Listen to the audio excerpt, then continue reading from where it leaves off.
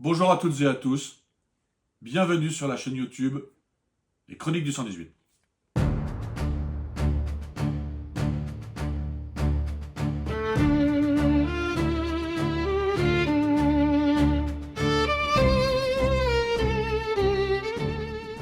Bonjour à toutes et à tous et bienvenue sur la chaîne Les Chroniques du 118.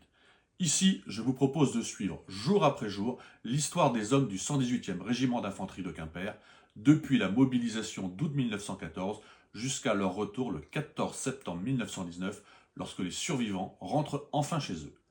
Cette chaîne s'inscrit dans la continuité de mes publications quotidiennes sur Facebook. Elle en est le prolongement naturel et a pour objectif de vous faire découvrir pas à pas le parcours de ces soldats avant la parution du livre qui leur est entièrement consacré. Je m'appelle Jean-Christophe, je suis co-auteur de cet ouvrage. Ancien sous-officier de l'armée de terre, j'ai consacré plusieurs années à ce travail de recherche dans les archives comme sur le terrain.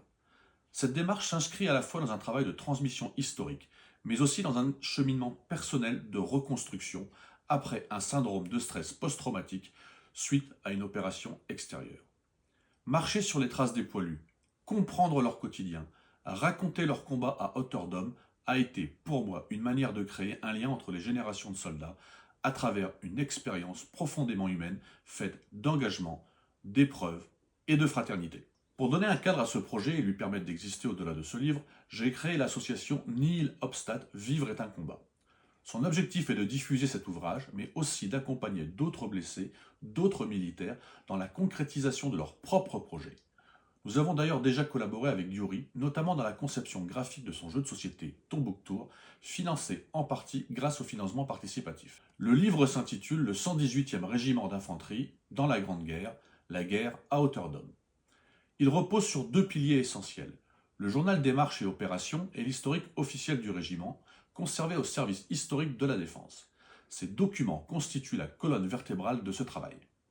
Fruit de plusieurs années de recherche approfondie et de travail de terrain, l'ouvrage s'appuie sur un corpus d'archives officielles rigoureusement exploité. Rapports, ordres, comptes rendus, correspondances et documents administratifs. Des sources de première main qui garantissent la solidité historique de l'ensemble et en font un travail de référence accessible aussi bien aux passionnés qu'au grand public. Ce travail a également été enrichi par une collaboration étroite avec des descendants de poilus du 118e. Plusieurs familles ont accepté d'ouvrir leurs archives personnelles et de partager documents, lettres, souvenirs et photographies, parfois conservés depuis plus de 100 ans. Ces apports donnent au récit une dimension profondément humaine en faisant le lien entre l'histoire officielle et les destins individuels. Pour compléter cet ensemble, l'ouvrage intègre également des photographies inédites issues des fonds de l'ECPAD, soigneusement sélectionnées pour illustrer et renforcer le propos historique. Aujourd'hui, ce projet prend aussi vie grâce à un financement participatif dont la priorité est claire, permettre l'impression du livre.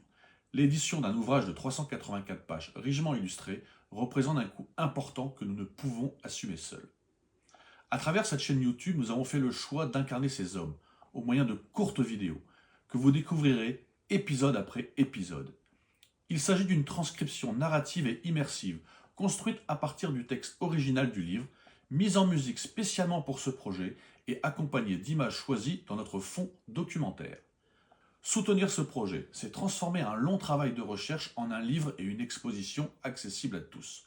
C'est contribuer à faire vivre la mémoire des hommes du 118e régiment d'infanterie. Je vous souhaite une très bonne vidéo et vous remercie d'être ici pour faire vivre ensemble cette mémoire.